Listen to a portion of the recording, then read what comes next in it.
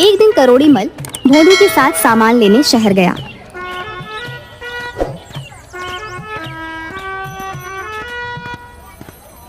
क्यों रे भोंदू, शाम हो गई है, हम लोग कहीं रास्ता भटक तो नहीं गए? ये सड़क कहाँ जाती है? सड़क कहीं नहीं जाती। सेठ जी आपको क्या हो गया है? सड़क पर चढ़कर लोग इधर उधर जाते हैं। तो बैल का बैल ही रहेगा, किसी ऊंचे पेड़ पर चढ़कर देख, ये रास्ता कहाँ जाता है।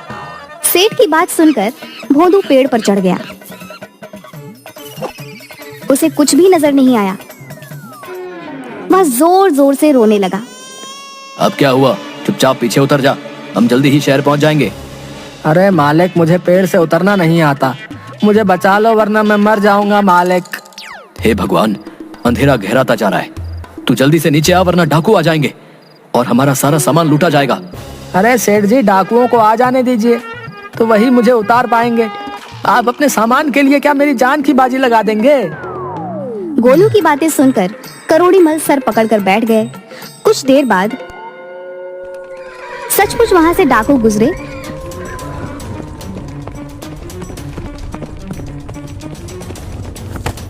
उन्होंने संजीदा राम को पूरी तरह से लूट लिया और भोंदू को पेड़ से नीचे उतारकर फेंक दिया। हाय मेरी कमर, मेरी कमर टूट गई। जब उतारना ही था तो धीरे से उतारते। चलिए सेठ जी, जल्दी से चलते हैं, अब डरने की कोई बात नहीं।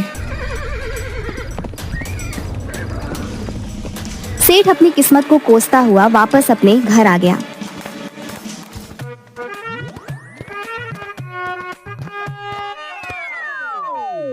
आज के बाद जब मैं सामान खरीदने जाऊंगा तो तू मेरे साथ नहीं जाएगा। रात को सेठ के बेटे को बाथरूम जाना था। अरे ओ भोंदू, जरा सुरेश को संडास तो ले जा। अरे क्या करना है उसे? उसे लघु शंका करनी है। ना ना, मुझे विश्वास नहीं। अगर उसने कुछ और भी कर दिया तो मेरी जिम्मेदारी नहीं। आज्ञा से ज्यादा या कम कुछ नहीं करने दूंगा। हाँ। हे भगवान, तू रहने ही दे, मैं ही ले जाऊंगा। कुछ दिनों बाद सेठ वापस शहर सामान खरीदने के लिए गए तो सेठ की दुकान पर एक साधु आया। मुझे भूख लगी है, मुझे भोजन कराओ, भगवान तुम्हारा भला करेगा। वाह वाह वाह, बड़ा आया भोजन करने वाला।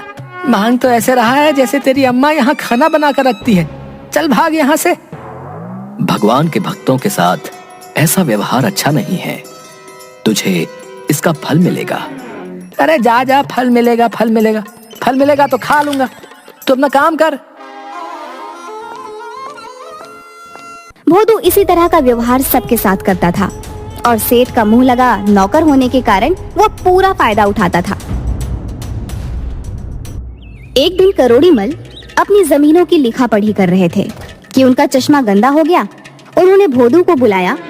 अरे ओ भोंदू, जरा ये मेरा चश्मा तो साफ कर दे, कुछ भी नजर नहीं आ रहा है। अभी लो मालिक, ऐसा चमका दूंगा कि मुझ पर नाज करोगे। मालिक को खुश करने के लिए कमअक्ल भोंदू सोचने लगता है कि क्या किया जाए। तभी उसे पास में रहने वाली घुमरी की आवाज सुनाई देती है। देख सुगनिया, मेरा बर्तन कितना चमक रहा है। कुछ भी चमकाना हो तो चूल्हे की राख से सूखा ही रगड़ देना चाहिए। अरे बस इतनी सी बात है, आज मालिक से इनाम लेके रहूंगा। वह चूल्हे की राख से रगड़ रगड़ कर चश्मा साफ कर देता है, जिसके कारण चश्मे के शीशों पर खरोच पड़ जाती है। अरे कमबख्त, ये क्या कर दिया मेरे चश्मे का तूने? इसी समय तू यहाँ से निकल जा। हे भगवान, अब मैं हिसाब किताब कैसे करूं? सेठ जी गुस्से में आकर भोंदू को नौकरी से निकाल देता है। बहुत जगह नौकरी ढूंढता है लेकिन उसकी नौकरी कहीं भी नहीं लगती। उसके व्यवहार के कारण और कम बुद्धि के कारण कोई भी उसे रखना नहीं चाहता। नौकरी तो मिलने से रही, मेरे लिए यही अच्छा है कि मैं अपना काम करूं। आज से मैं जंगल में जाकर लकड़ियां काट लूंगा। ना कोई मालिक है ना नौकर, ना कोई डांटना फटकार, आराम से जीवन बिता लूंगा। जिंदगी में कभी भी मेहनत से काम ना करने के कारण वह किसी तरह पेड़ पर तो चढ़ गया, लेकिन कुल्हाड़ी से लकड़ियां काटने में उसकी जान निकलने लगी। लेकिन वह थोड़ी बहुत लकड़ियां काट कर ले आया और उन्हें बेचकर एक दिन का खाना बना लिया। अगले दिन वह फिर लकड़ियां काटने चला। मुझसे ज्यादा लकड़ियां तो काटी नहीं जाती हैं। ऐसा करता हूँ, पेड़ की सबसे मोटी डाल पर बैठ जाता हूँ, उसी को काट दूंगा। भले ही एक टहनी काटूं, कम से कम ज्यादा लकड़ी तो मिलेगी। वह जिस डाल पर बैठा है उसी डाल को काटने लगता है। तभी वहाँ से एक साधु गुजरता है और उसे इस तरह से डाल काटते हुए देखकर जोर से चिल्लाता है, अरे मूर्ख, पागल तो नहीं हो गया है? जिस डाल पर बैठा है उसी को काट रहा है। मरना चाहता है क्या? अभी नीचे गिरेगा। साधु की बात पूरी होने से पहले डाल टूट जाती है और भोदू सूखे पत्तों के ढेर पर गिर जाता है और मन ही मन सोचने लगता है, लगता है ये साधु बड़ा ही चमत्कारी है। इसे सब कुछ पहले से पता है। मुझे इसके ही पैर पकड़ लेने चाहिए, यही मेरी नैया पार करेगा। अरे भाई, क्या तुम कोई ज्योतिषी हो? तुम्हें मेरे गिरने का पता पहले ही कैसे चल गया? तुम महाज्ञानी हो, जरा दया करके मुझको बताओ कि मेरा भविष्य क्या है। भोदू की इतना कहते ही साधु समझ गया कि भोदू पूरी तरह से मूर्ख है। उसे याद आ गया कि इसी भोदू ने उसके साथ बुरा व्यवहार किया था। वाह प्रभु, आपने इसको सबक सिखाने के लिए मुझे अवसर दे दिया। बिल्कुल सही समझे। मुझे वर्तमान भविष्य सभी का ज्ञान है बच्चा। मेरी दिव्य दृष्टि बताती है कि तुम्हारी मौत तुम्हारा पीछा कर रही है। महाराज, ये आप क्या कह रहे हैं? मुझे कोई तो उपाय बताइए। बिना दान के ज्ञान नहीं दे सकता हूँ। तुम मुझे पैसे दो, मैं तुम्हें भविष्य का ज्ञान दूंगा। जेबों में उसे एक आने के सिवा कुछ भी नहीं मिलता। साधु महाराज, मेरे पास सिर्फ यही एक आना है। कृपया इसे स्वीकार करें और मुझे बताएं कि मैं कैसे मौत से अपनी रक्षा कर सकता हूँ। साधु ने मन ही मन हंसते हुए उसके एक आने को अपने जेब में रखा और बोला, ये काला धागा अपने पैर में बांध लो। याद रखना, जब तक ये धागा तुम्हारे पैर में बंधा रहेगा तुम जीवित रहोगे, और जैसे ही ये धागा टूट गया तुम मर जाओगे। धर्मराज हाथ पकड़कर ले जाएंगे।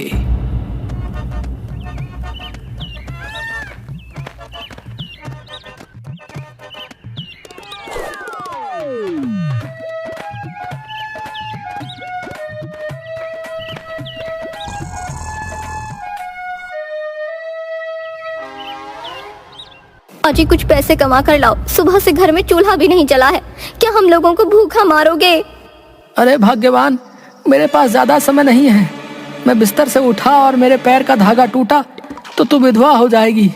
क्या बकवास कर रहे हो? धागा टूटने से भला कोई मरता भी है? अरे आज मैं एक ऐसे महाराज से मिला था जिसे भूत भविष्य सबका पता था। उन्होंने कह दिया तो ये होना निश्चित है।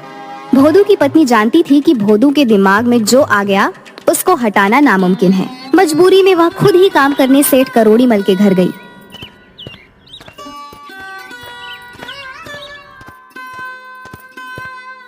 अरे क्या हाल है लाजो? भोंदू ठीक तो है? इतने दिन हो गए, काम मांगने भी नहीं आया। अजी, क्या बताऊं, वो तो रोज ही कुछ नए नए नाटक करते हैं। आजकल उन्होंने पैर में एक धागा बांधा हुआ है। कहते हैं अगर धागा टूट गया तो वो मर जाएंगे।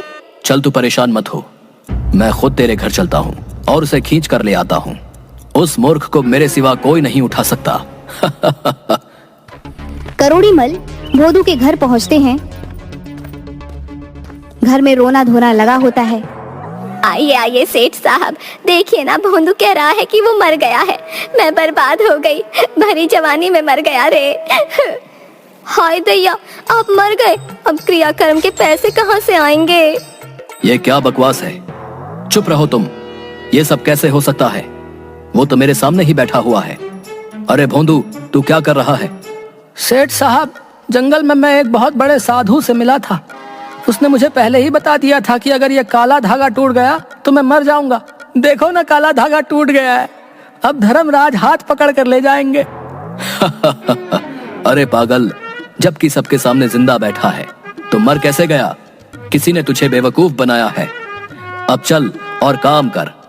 मैंने दूसरा चश्मा खरीद लिया है, चल अब उसको चमका दे। ये क्या कह रहे हैं मालिक? हम तो बाबा पर बहुत विश्वास करते हैं। मर गए तो मर गए, अब तो बस मेरे क्रियाकर्म का इंतजाम करिए। बाबा ने कहा था मरने पर धर्मराज हाथ पकड़ कर ले जाएंगे। अरे मरने के बाद तो धर्मराज के कोड़े खाने होंगे।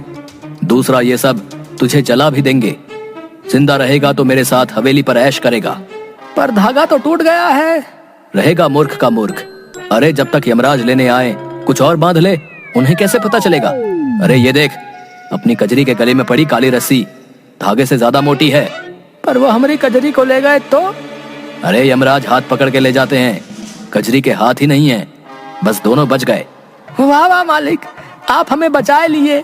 अरे लाजो, आज से ये रस्सी हमारे गले में बांध दे, हम जी जाएंगे और कजरी भी जिंदा रहेगी। लाजो कजरी की रस्सी भोदू के गले में डाल दी।